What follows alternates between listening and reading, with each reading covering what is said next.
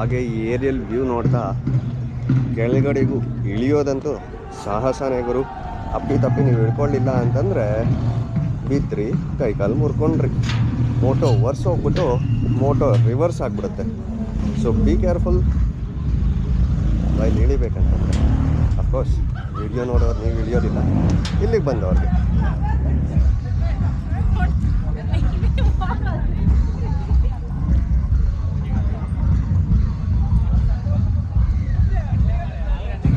ಇದೆ ನೋಡಿ ನಮ್ಮ ಕ್ರಿಕೆಟ್ ಟೂರ್ನಿಮೆಂಟಲ್ಲೆಲ್ಲ ಬಳಸುವಂತಹ ಕ್ಯಾಮರಾಸ್.